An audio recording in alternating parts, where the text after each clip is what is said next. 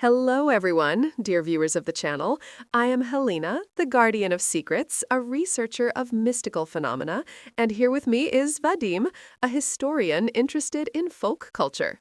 Today, Vadim, we're diving into the heart of Odessa, specifically Preobrazhensky Park, a place brimming with layers of history, once a vast cemetery. It's here that one of Ukraine's most enduring and tragic ghostly legends takes root, the phantom of Vera Kholodnaya, the queen of silent cinema. Her beauty captivated millions, and even in death, it seems, her spirit refuses to fade. They say her ethereal presence still glides through the park, especially on foggy evenings, a sorrowful echo of a life cut short. Indeed, Helena, Preobrazhensky Park, or rather the Old Cemetery, is an incredibly potent location for such stories. Vera Kholodnaya's death in 1919 from the Spanish flu, amidst a city gripped by revolution and disease, was a public tragedy. She was a superstar, an icon. It's only natural that her sudden demise would give rise to legends. People sought meaning, or perhaps a continuation of her captivating presence in a chaotic world. Her ghost might be a collective manifestation of unresolved grief and cultural memory, a way to keep her story alive. But it's more than just memory, Vadim. I've spoken to locals, some elderly, who recount feeling an inexplicable chill or seeing a fleeting, shimmering figure, always described with an aura of profound sadness, near where her temporary tomb once stood. It's not just a story, it's an energy that permeates the very air. To me, it speaks of an unquiet spirit, perhaps bewildered by her sudden departure, or tied to the raw emotions of that turbulent time, reluctant to fully leave the stage of life she graced so brilliantly. The human mind is adept at finding patterns and explanations, especially in places charged with emotion. The former cemetery, by its very nature, evokes solemnity. A sudden chill could be a draft, a flickering light an optical illusion, and a sense of sadness, well, that's what a cemetery is designed to inspire. The image of Vera Kholodnaya, with her tragic story and stunning beauty, easily fills that void, becoming the face of the park's melancholic atmosphere.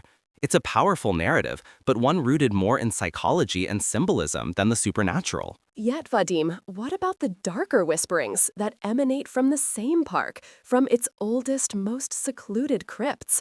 The tale of a genuine vampire, not a spectral echo, but a corporeal entity, said to dwell beneath the earth, stirring on moonless nights.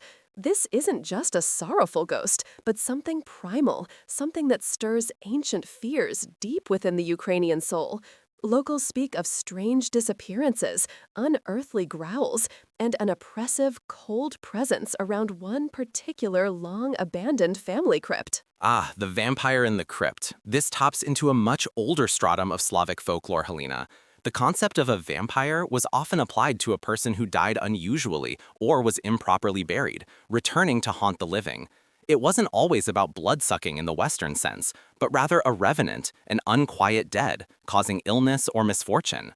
Misinterpretations of decomposition, gas bloating, or postmortem changes could easily lead to conclusions of a body that didn't rot or moved. And in a forgotten crypt, natural sounds, wind, animals, shifting earth, can be amplified and distorted into something terrifying. But the stories go beyond mere decomposition, Vadim. There are accounts from gravediggers and even urban explorers who dared to venture near, of an inexplicable dread that forces them away, of a palpable cold that drains the warmth from your body, even on a summer's day. One story I heard involved an old caretaker, years ago, who swore he saw eyes glowing red from the darkness within that crypt. He said the air itself tasted of ancient dust and a metallic tang that made his blood run cold. This isn't just fear of the unknown, it's a deep-seated, visceral terror. Fascinating, Helena. The glowing red eyes could be the reflection of light sources on minerals or even animal eyes, exaggerated by fear. The metallic tang, that's often associated with stagnant air or geological features in old enclosed spaces. And the dread, that's the power of suggestion at work, combined with the inherent eeriness of a neglected crypt. Historically, these tales often served as cautionary ones, or explanations for unexplained deaths and illnesses in pre-scientific times. A vampire provided an antagonist, a cause for misfortune, allowing communities to attribute blame and impose order on chaos. But that, Vadim, is precisely why these stories are so vital. Whether we explain them through physics or psychology, they are an intrinsic part of our cultural heritage. They speak to our ancestors' beliefs, their fears, and their attempts to understand the inexplicable. Losing these narratives means losing a part of our collective soul, a crucial link to how Ukrainians once perceived the world. They infuse places like Preobrazhensky Park with a profound, almost sacred energy. I agree completely on their cultural significance.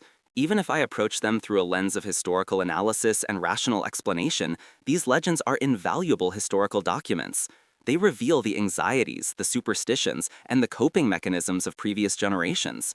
They're not just scary tales, they're echoes of a past worldview, helping us understand the evolution of folk belief and how communities process death, disease, and the unknown. If you're finding this exploration of Odessa's hidden mystical side as captivating as we are, make sure to hit that subscribe button and ring the notification bell so you don't miss any of our future dives into Ukrainian secrets. So perhaps Vera Kholodnaya isn't a literal ghost, but her story, her presence, is a potent symbol of enduring beauty, tragic loss, and the eternal spirit of a city that refuses to forget its icons. The energy of her memory truly lingers. And the crypt's vampire might not be a blood-sucking monster, but it's a powerful narrative demonstrating how our ancestors grappled with the mysteries of death and decay, personifying their deepest fears into a palpable threat. Exactly. It's the meeting point of human emotion and cultural symbolism, creating something truly magical and deeply rooted in our identity. These stories are a living, breathing part of Ukraine. We'd love to hear your thoughts on these legends or any other Ukrainian mystical tales you know. Drop your comments below and share your own experiences. Join us next time as we uncover another fascinating layer of Ukraine's mystical tapestry. Until then, keep questioning and keep believing, or at least keep appreciating the stories.